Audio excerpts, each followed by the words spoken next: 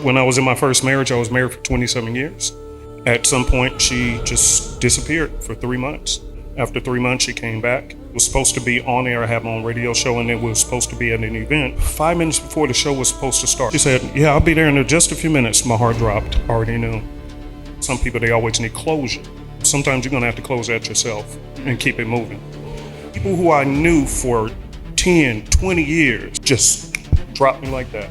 Nobody wants to walk around feeling rejected by people. What do you do when your soul is fractured? Because you was trying to please everybody, and they walked away like it meant nothing. And they wiped their feet on your heart like it was a doormat. You need to sit your hot tail down and let God do some healing on you. I haven't heard somebody say hot tail in a minute. You know what I'm saying? I said hot tail. I was rejected too. I remember seeing people that I had given a place to stay. Yes. And people that I gave food to when they had no food. Yeah. And people whose lives I literally saved turn their backs on me. Bro, I was there. I seen what happened. I remember being frustrated with God because I said, God, how could you allow people that I was so good to? How could you allow them to reject me? Yeah. And you know what he said? What did he say? He said, I know what it feels like. Yeah. He said, I came to my own. And my own received me not. Yeah, they did. When you think about scriptures that say, for the joy that was set before him, despising the shame, he endured the cross. So you were able to see in the future that the future was better than the past or the present. So that gave you the courage to endure what you had to go through to get to the other side, because there was a certain joy that you were expecting on the other side. But what happens when you don't know what's on the other side? How do you deal with the rejection when you don't know what's on the other side? Everybody want to do the cubic shuffle until you get shuffled right out of the room of the people you thought loved you. Was a multimillionaire, had multiple properties and everything else. When it was all said and done, the marriage was done, everything was lost. Sheriff showed up at the door of my 7,000 square foot house and told me, you got 1 week to move out. Millions was gone. And so was all the friends and everybody. How did you survive? Oh, God, thank you for asking. Your valley.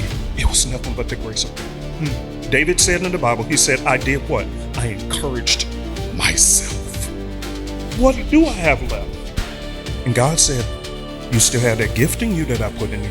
You're my earthen vessel, and I hid a treasure in you, and that thing needs to still come out. What happens when you can rejoice about the season that you're in while still mourning the one you came out of? Come on now. Listen, I am so happy that you're here. And typically I would open up a conversation and begin to steer it, but I know that you came with some stuff on your heart. You know what I'm saying? Yeah. So before I even jump in and start asking you questions, like, one, how's your heart and what's on it? To be honest with you, bro, I'm really excited. You know, I've been in the shadows for a long, long time.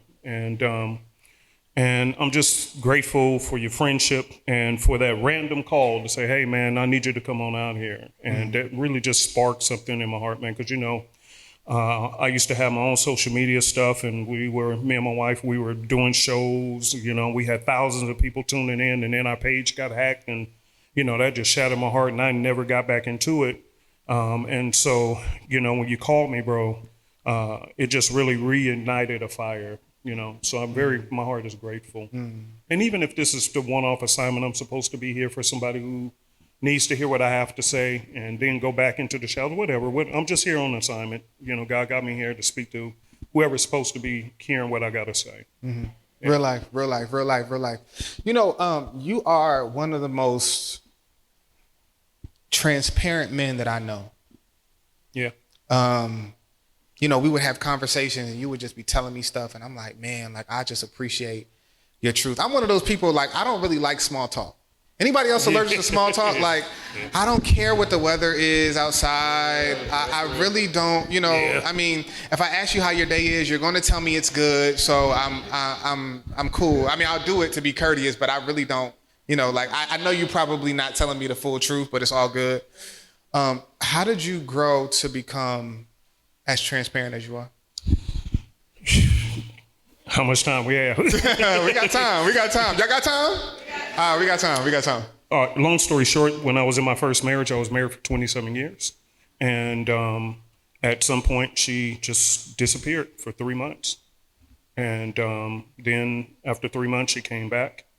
We went to counseling, did the normal stuff people do. And then we were supposed to be on air, have my own radio show, and then we were supposed to be at an event.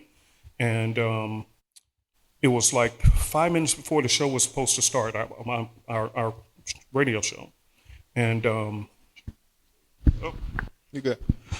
she said, yeah, I'll be there in just a few minutes. My heart dropped, already knew. And she was gone for another 3 months. And so for 6 months, she was gone. And to this day, I don't know why, what happened, and we can talk about that too, because some people, they always need closure. Sometimes you're going to have to close that yourself and keep it moving. Come on, Patrick. But here's the point. Here's the point. How a person can leave is to say things about you that isn't even true, but if the woman says it, that man's reputation is instantly destroyed. So you understand what I'm saying? Okay. So at that point, people who I knew for 10, 20 years helped to buy houses to put your family in and everything else, and paid, not only helped you to move into homes, designed homes for you, then paid your mortgage when you couldn't pay it. People who've been around me for years just dropped me like that. And at that point at the bottom, I began to understand something very important. What you say about me don't even matter. What you think about me doesn't matter. Because when everybody had abandoned me, I still had to get up and do what I had to do to make ends meet. Everybody understand what I'm saying? So at that point, even tonight, if somebody says, oh, I'm going to do a meme about it, what do I care?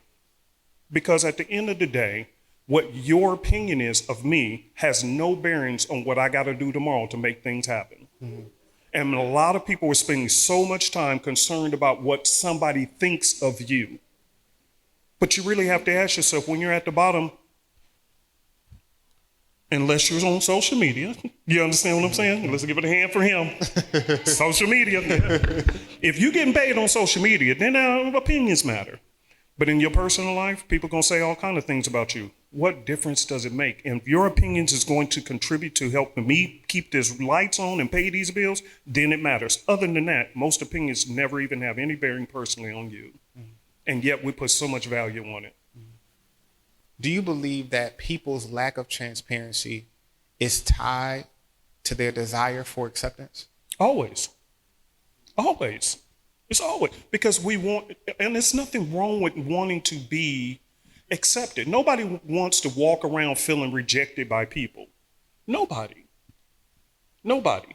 But the truth of the matter is, when you begin to walk in your purpose, you're going to have to walk alone. I heard Dr. Miles Monroe say something, and this is so valuable. This is powerful, Nate. Ooh, this is good, brother. He said, I'm always lonely. And this is a person who spoke to Queen Elizabeth. This is a person who spoke to all kinds of heads of states, and millions of people tuned into his shows before he passed away. And he said, I'm always feeling lonely.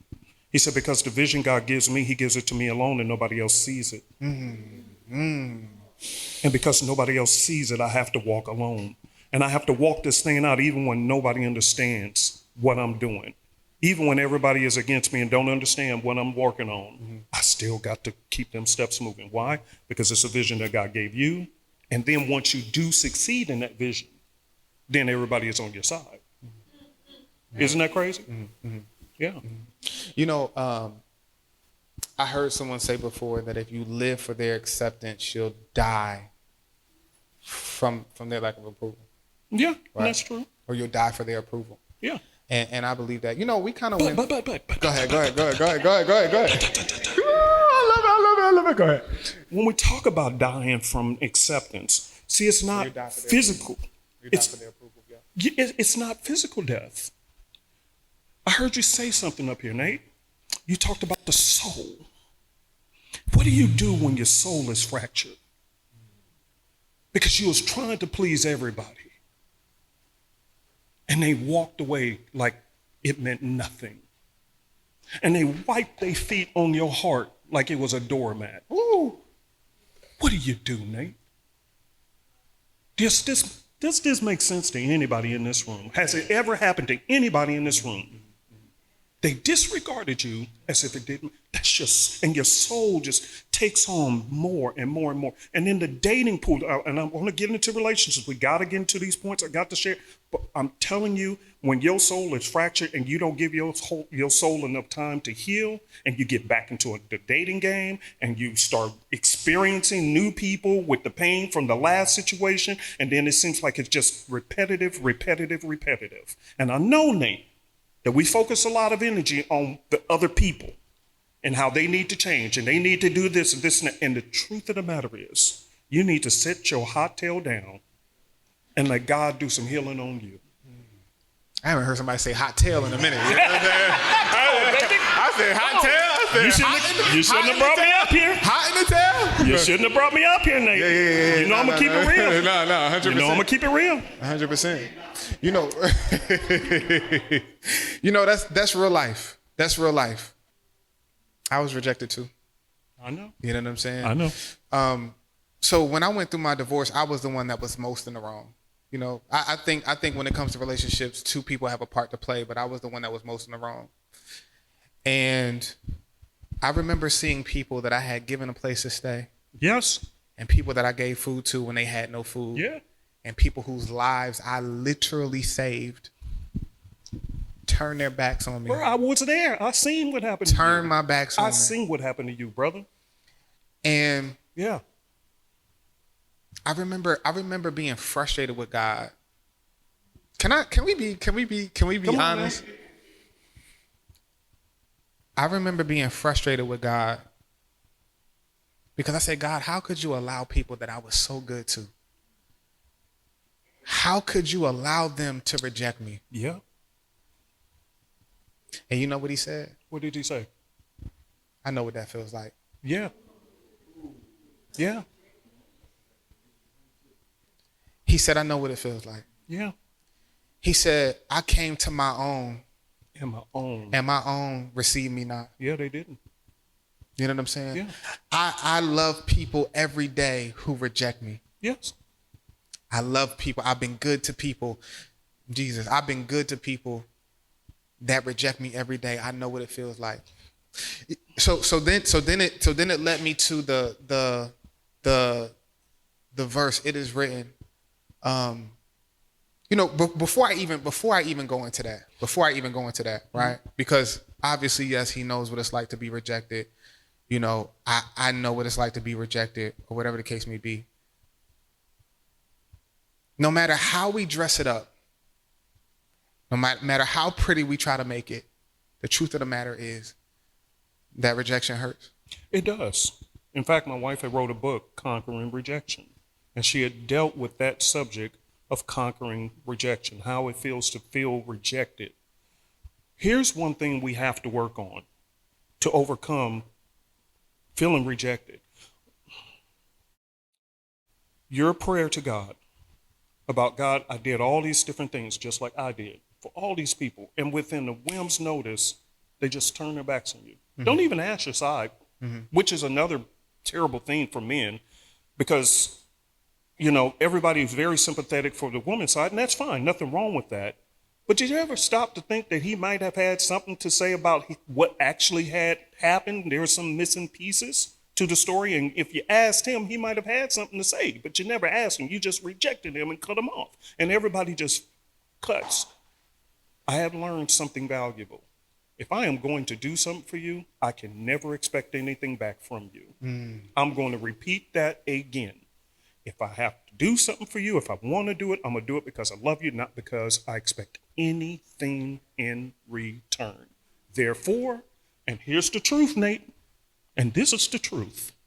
From that experience, man, I have learned that I have, and I describe it this way when I talk to people. You know them old Western doors, you know, they swing back and forth in old Westerns, them saloon doors, you know, they swing back and forth. That's the way I keep my heart. Because I say, hey, if anybody wants to walk out, you're free to go. I'm not trying to keep you in here. If you want to leave, you leave. The true people who need to be with me, they will not walk. But those who walk away, I'm okay with it now. I'm not trying to have people around me who can easily walk away with the breath of anything that they've heard about me. Come on. Fully knowing how you've been around me, and yet you can just step like that. No, you're one who needs to go. I want to stay there for a second. I want to point out the fact that obviously the Most High can relate to us being rejected because he was rejected as well. And it is written that he's touched by the feelings of our infirmities, meaning that he has the ability to relate to all of the pain and the hurt and the rejection and the struggles that we experience. But here's my dilemma, and here's the tension in all of this. The tension in all of this is that I'm not going to say it's easy, but it's more palatable to endure when you know what's on the other side.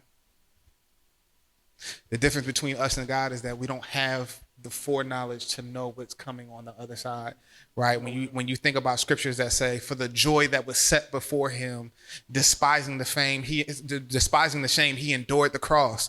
So you were able to see in the future that the future was better than the past or the present. So that gave you the courage to endure what you had to go through to get to the other side, because there was a certain joy that you were expecting on the other side. But what happens when you don't know what's on the other side? Oh my God, brother. Come on. Are you really serious? Do you really want me to answer that? How do you deal with the rejection when you don't know what's on the other side? It ain't just about just the rejection, though, Nate. It's about everything, brother. You get lost in the shuffle. Everybody want to do the cubic shuffle until you get shuffled right out of the room of the people you thought loved you. Come on now. Can I talk? Can I really tell the TRUTH here? Let's go. Come on now. I came up in this situation, came fruitful, was a multimillionaire, had multiple properties and everything else. When it was all said and done, the marriage was done. Everything was lost. Sheriff showed up at the door of my 7,000 square foot house that I designed and told me, you got 1 week to move out. You talk about a storm, and millions was gone. And so was all the friends and everybody. Majority. I was low. Hold on. Before you even go any further, right? Let's talk about the low place for a second. Come on now. Now you're getting somewhere. Let's talk about the low place. Yeah, come on. How did you survive? Oh, God, thank you for asking. Your valley. Come on now. Because this is what people need to know. How did I make it? It was nothing but the grace of God.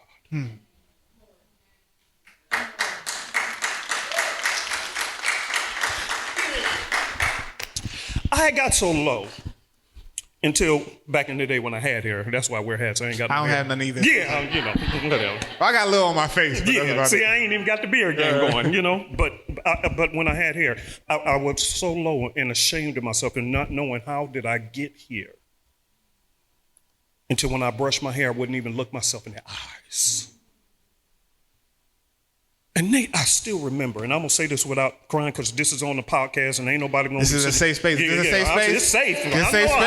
I know it's safe. He said he don't want to be turned into a meme. Y'all not going to turn him into a meme, my y'all. Y'all not going to turn him into the Jordan meme? Yeah. All right. We ain't going to do what we did at that Chinese restaurant sitting there crying together. We good. But it's hard not to tear up with the, oh God, let me tell y'all what happened.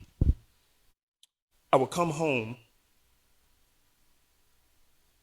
and I would just go to my room. And I remember one day a voice hit my soul. And it was a cheerful voice. And the voice said, so what next? What next? I knew it wasn't my soul because my soul was so low. It was always asking, okay, what next? What next? I call it the Job experience.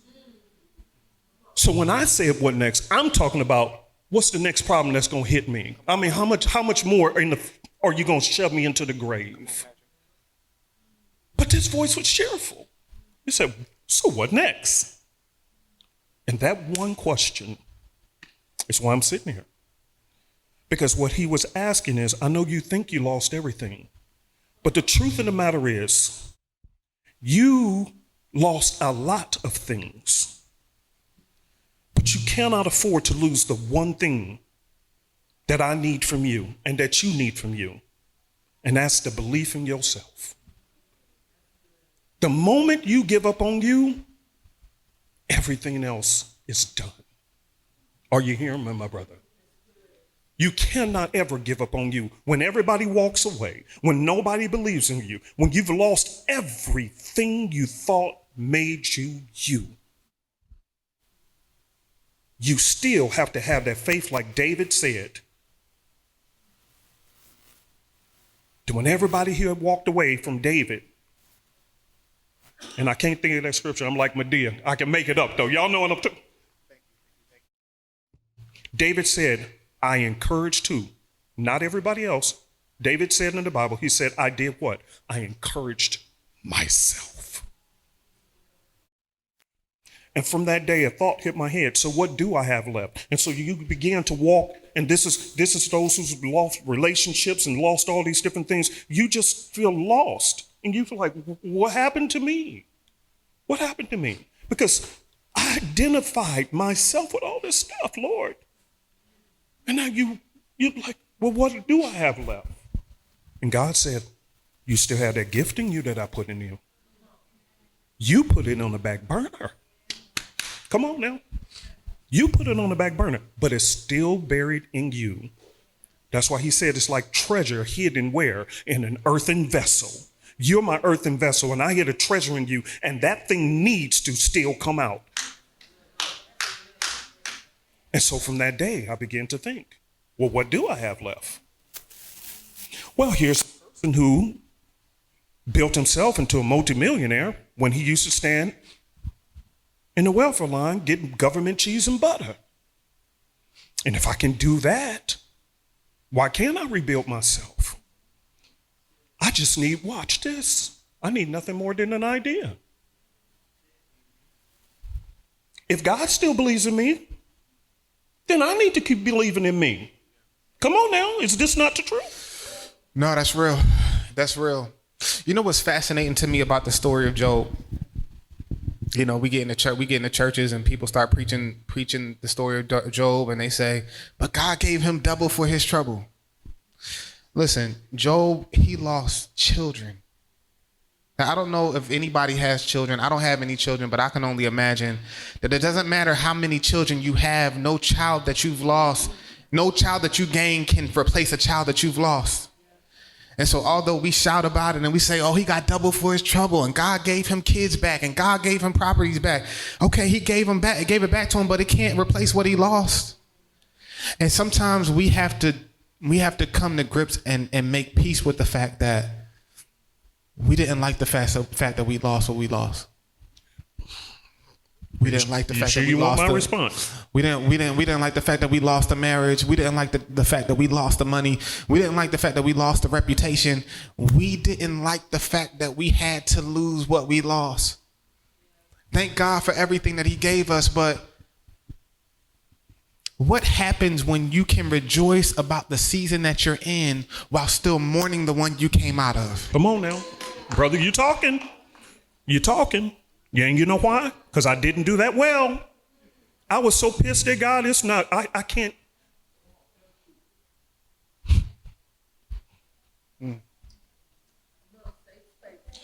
What happens? I'm telling you, I was so angry at God because I said, God, how can you let this happen? How could you let this happen? Mm-hmm. But here's the way I learned in that.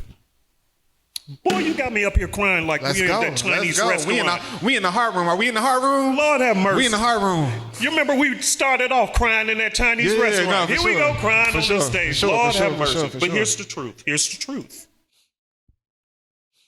Here's the truth. God said, I will never leave you nor forsake you, even to the end of this world. Even when you don't believe that I'm for you, I am for you. But there's certain experiences that you must go through for you to understand what you're really dealing with in life and the people you really got around you. Do everybody hear what I'm saying here? You think you know what you got. You think you know until life slapped you in the face. And when you own the ground, and oh, Nate, I got to say this. It's okay, sir? Mm-hmm. Yeah, for sure. Please. Let me go one step further. Sure. You know what my problem was too with God? I should never have been angry at God. But you know why? Because I thought our relationship was because I was doing well in life and I'm thinking I'm blessed, everybody blessed, all this kind of stuff. God said, what happens if everything get blown away? Are you still going to love me? Are you still going to trust me? Or are you going to be pissed at me? Are you going to, I know you have a revolving door, a swinging door in your heart for people, but you allowed me to walk out the door when I wasn't trying to walk out. You pushed me out because you didn't believe I was for you. Problem is, I didn't leave the room. I stayed. You tried to push me out the door, but I didn't go out because I knew you was going to heal. And I knew one day you was going to tell this story to somebody who needed to hear that I'm still for you. No matter how low you go, I got you. Because why? I put a gift inside of you. Nate, I have seen your story. These people, they hear your story. I was there. And now look at you. You had a gift. And now this gift is emerging in front of everybody. But I was there when you was at that ground level, brother. I'm so proud of you. Thank you so much. Thank you so much. Yeah.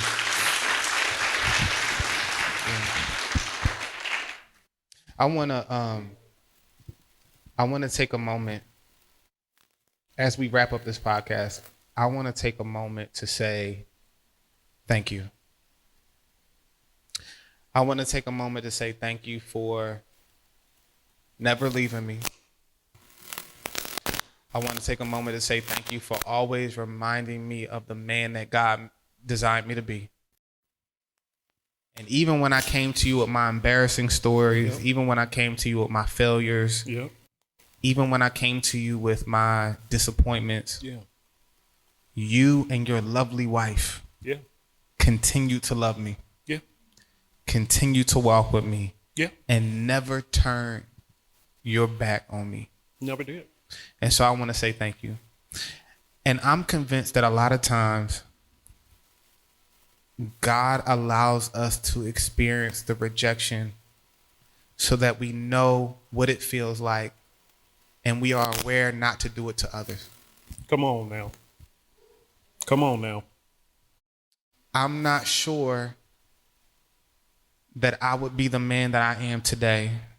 I'm not sure that I would have the amount of compassion that I have today. I'm not sure that the well within me would be as deep as it is today if I did not experience deep failure and deep loss. Now, I'm not saying that that's the recipe for it. I'm not saying go out there and be dishonorable in your marriage. I'm not saying that. Now. But what I am saying is in my life, I am not sure that I would be the from Nate with love that everybody sees. Exactly. Come on now. If I did not go through everything that I went through.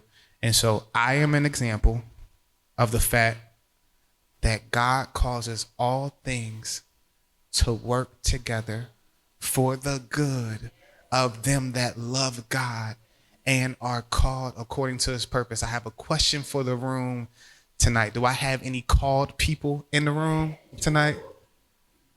Do I have anybody in the room that has a purpose on their life that is undeniable and that will not allow the enemy to try to snatch the gift of God that is inside of you? Come on now. No matter what you went through. No matter what. No matter what.